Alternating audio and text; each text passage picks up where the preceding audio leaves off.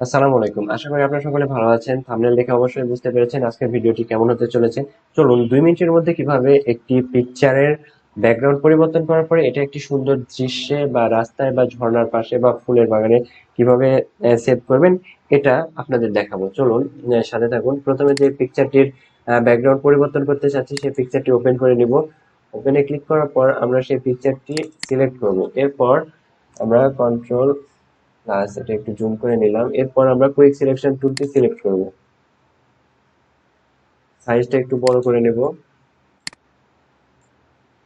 বেশি বড় হয়ে গেছে। এরপর আমরা সিলেক্ট করব,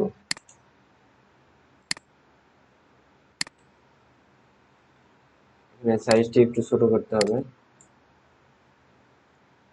আর একটু ছোট। এরপর আমরা এটা সিলেক্ট করে নেব, জুতা। হ্যাঁ,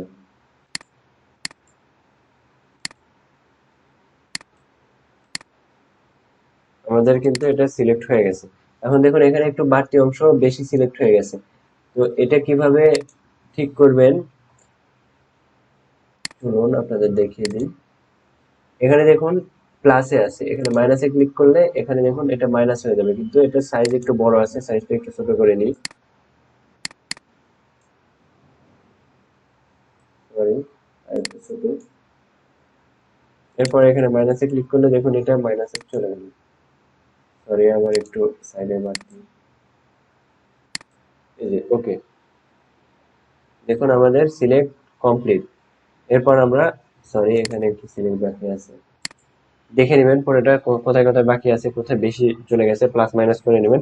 এরপর এটা আমরা কন্ট্রোল সি, এটা কপি করে নিলাম। এরপর আমরা যে পিকচারটিতে এটা প্রতিস্থাপন করব সেই পিকচারটি আমরা এখানে যেখানে আমাদের সেভ করা আছে সেখানে গিয়ে ওপেন করব। এরপর আমরা এখানে কন্ট্রোল ভি, তাহলে পেস্ট হয়ে যাবে। দেখুন আমাদের এই পিকচারটি কিন্তু পেস্ট হয়ে গেছে। এরপর আমরা শিশুটিকে এখানে প্রতিস্থাপন করতে চাচ্ছি।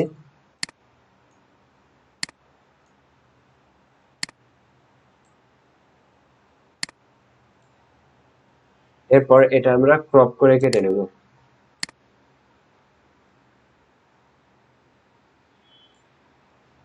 এন্টার। এরপর আমরা এটা ফাইলে গিয়ে সেভ করব, সেভ অ্যাজ। এরপর আমরা এখান থেকে গিয়ে জেপিজি সিলেক্ট করব, এরপর সেভ করব। দেখুন এটা আমাদের, সরি এটা তো, এটা ফাইল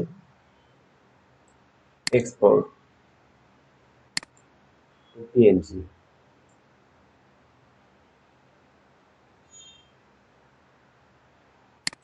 এভাবে আমরা খুব সহজে একটি শিশুকে একটি জায়গা থেকে আরেকটি জায়গায় পরিবর্তন করতে সক্ষম হতে পারি। তো এরপরও যদি আপনাদের কোনো সমস্যা হয় অবশ্যই আমাকে কমেন্টে জানাবেন, আমি আপনাদের সমস্যার সমাধান করে দেওয়ার চেষ্টা করব। এভাবে আমরা সেভ করে নেব আমাদের শিশুর পিকচারটি। দেখুন আমরা এটা 555 সেভ অ্যাজ, দেখুন এখানে সেভ,